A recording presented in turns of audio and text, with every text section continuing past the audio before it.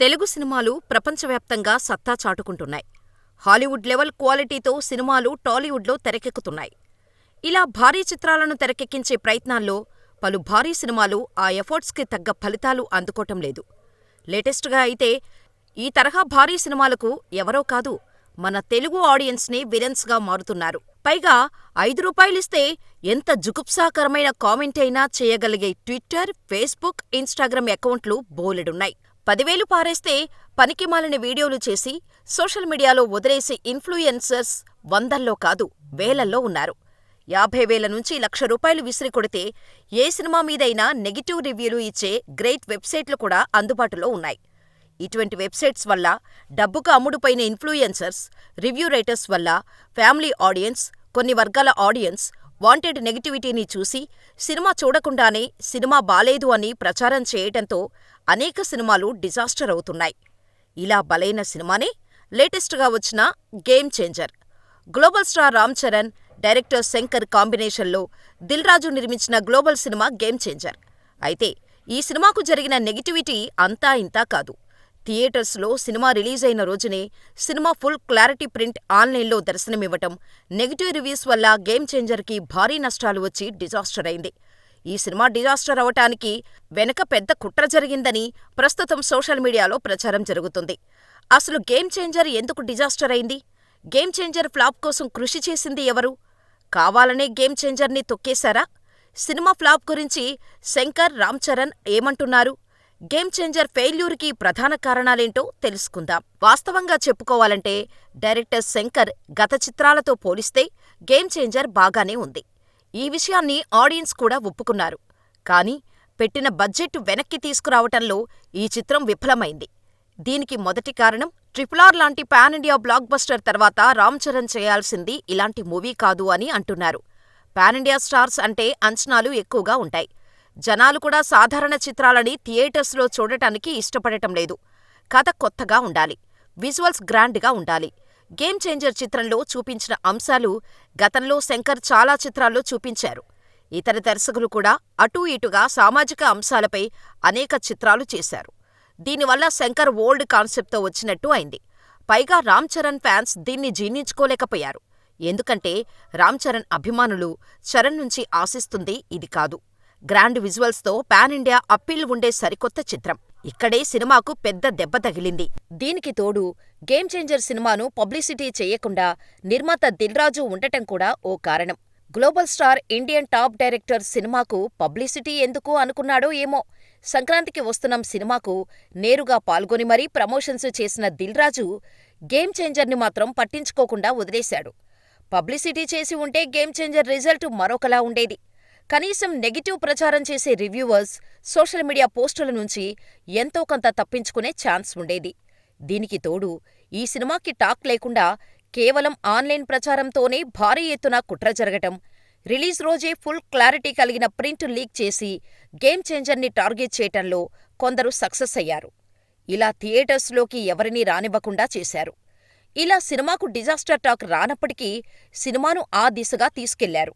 ఇక్కడ అసలైన షాకింగ్ విషయమేంటంటే ఇలా గేమ్ చేంజర్ని డిజాస్టర్ చేయటానికి 4 కోట్లు ఖర్చు చేశారట. ఆ 4 కోట్లు ఖర్చు చేసిందెవరు? అంటే ఒక వ్యక్తి కాదట. కొందరు ఓ సిండికేటుగా ఏర్పడి వ్యక్తిగత అక్కసుతో విడివిడిగా గేమ్ చేంజర్ మీద దాడి చేసి 4 కోట్లు ఖర్చు పెట్టారనే ప్రచారం సోషల్ మీడియాలో జరుగుతుంది. ఇది కాకుండా రాజకీయ కోణంలో, కులం కోణంలో గేమ్ చేంజర్ మీద చిమ్మిన విషాన్ని డబ్బుల్లో లెక్కేస్తే అది ఇంకో 5-6 కోట్ల రూపాయలపైనే ఉండొచ్చన్నది ఓ అంచనా కూడా సోషల్ మీడియాలో ట్రెండ్ అవుతుంది. ఈ చిత్రానికి దిల్ రాజు తన కెరీర్లోనే ఏ సినిమాకీ పెట్టని రేంజ్ భారీ బడ్జెట్, 400 కోట్లకు పైగా బడ్జెట్తో తెరకెక్కించాడు. ఇలాంటి సినిమాను కేవలం 4 కోట్ల ఖర్చుతో చంపేశారు అంటూ కొత్త ట్విస్ట్ ఇప్పుడు బయటకు రావటం అందరూ షాక్ అవుతున్నారు. అయితే ఇద్దరు యంగ్ హీరోలు, అది కూడా స్టార్ హీరోలు, వ్యక్తిగత ద్వేషంతో గేమ్ చేంజర్ సినిమాకు వ్యతిరేకంగా విషం చిమ్మే ముఠాకి ఆర్థిక సాయం చేశారని, ఆ హీరోల PR టీమ్స్ ఈ మొత్తం కథ నడిపించాయనే టాక్ వినిపిస్తోంది. ఆ హీరోలు ఎవరన్నది మీకు తెలిస్తే మాకు కామెంట్ చేయండి. దీనికి తోడు మేకర్స్ తమ సినిమా పట్ల కుట్ర జరిగింది అని స్వయంగా స్పందించటం, సంగీత దర్శకుడు తమన్ కూడా తమ సినిమాకు పాటలు లీక్ చేసిన వారితోనే సినిమా మొత్తం వర్క్ చేయాల్సి వస్తుంది అని ఒకదానిని మించి ఒకటి ట్విస్టు బయటకు రావటం, సినిమాపై దర్శకుడు శంకర్ చేసిన కామెంట్స్ వైరల్ అవుతున్నాయి. శంకర్ చేసిన కామెంట్స్తో మెగా ఫ్యాన్స్ శంకర్పై ఫైర్ అవుతున్నారు. అసలు శంకర్ చేసిన కామెంట్స్ ఏంటో చూద్దాం. గేమ్ చేంజర్ అవుట్పుట్తో నేను సంతృప్తిగా లేను. నేను అనుకున్న దాని ప్రకారం ఈ సినిమా నిడివి 5 గంటల వరకు ఉండాలి. సమయాభావం వల్ల కొన్ని సీన్స్ కట్ చేయాల్సి వచ్చింది. దీంతో కథ అనుకున్న విధంగా రాలేదు. రామ్ చరణ్, ఎస్.జె. సూర్యల నటన సూపర్ అని చెప్పటంతో శంకర్పై అభిమానులు ఫుల్ ఫైర్ అయిపోతున్నారు. దాదాపు 5 గంటల సినిమా తెరకెక్కించావు అంటే 2 గంటల సినిమా వేస్ట్ అయిపోయినట్టు. 2.5 గంటల సినిమాని ఇప్పుడు తెరపైన చూపించావు అంటే నిర్మాత దిల్ రాజుకు ఎంత డబ్బులు నష్టం కలిగి ఉంటుంది? అసలు నువ్వు ఇలా ఎలా చేయగలవు శంకర్? ఇన్ని సినిమాలను డైరెక్ట్ చేసిన ఎక్స్పీరియన్స్ నీకుంటుంది కదా, మరి ఆ ఎక్స్పీరియన్స్ ఎలా పోయింది అంటూ ఫైర్ అయిపోతున్నారు. సోషల్ మీడియాలో ప్రెజెంట్ శంకర్పై ట్రోలింగ్ దారుణంగా జరుగుతోంది.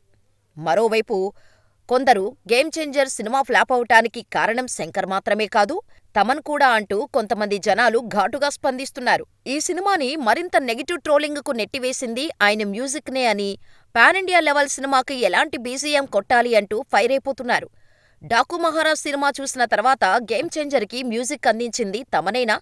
డాకు మహారాజ్ సినిమాకి సూపర్ మ్యూజిక్ అందించాడు. డాకు మహారాజ్ వేరే లెవెల్లో ఉంటే గేమ్ చేంజర్ మాత్రం అట్టర్ ఫ్లాప్ అయ్యేలా మ్యూజిక్ అందించాడు. గేమ్ చేంజర్ సినిమాకు పరమ చెత్తగా మ్యూజిక్ కంపోజ్ చేశాడు అంటూ తమన్పై మండిపడుతున్నారు. ఇదిలా ఉంటే రామ్ చరణ్ కూడా గేమ్ చేంజర్ సినిమాకు వస్తున్న రెస్పాన్స్ మీద స్పందించాడు. ఫ్యాన్స్, ఆడియన్స్, మీడియాకు థ్యాంక్స్.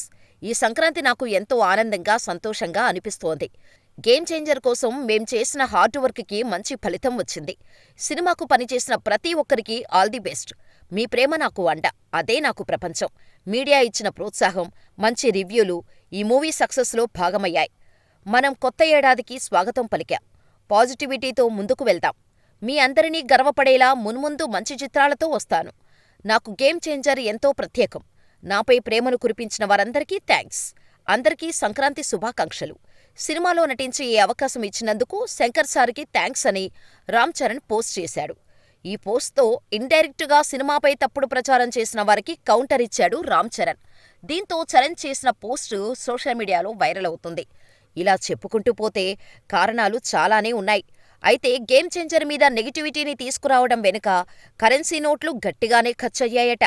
వేలల్లో కాదు, లక్షల్లో వెదజల్లి మరీ గేమ్ చేంజర్కు వ్యతిరేకంగా ట్వీట్లు, ఫేస్బుక్ కామెంట్లు, ట్వీట్ రివ్యూలు, ఫేక్ కలెక్షన్ రిపోర్టులు, థియేటర్ల దగ్గర గేమ్ చేంజర్కు వ్యతిరేకంగా మాట్లాడేలా పెయిడ్ కూలీలతో, వీడియోలతో కథ నడిపించారనే టాక్. ఇలా చెప్పుకుంటూ పోతే గేమ్ చేంజర్ డిజాస్టర్ వెనుక చాలా కథ నడిచింది. ఇదంతా చిత్ర నిర్మాత దిల్ రాజుకు తెలీదా?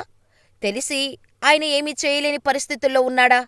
సంగీత దర్శకుడు తమన్, మన సినిమాను మనమే చంపేసుకుంటున్నాం, అసలు మనం మనుషులమేనా అని ప్రశ్నించాడంటే గేమ్ చేంజర్ సినిమాకు వెన్నుపోటు పొడిచింది లోపలి వ్యక్తులే అని అర్థమైపోయట్లా?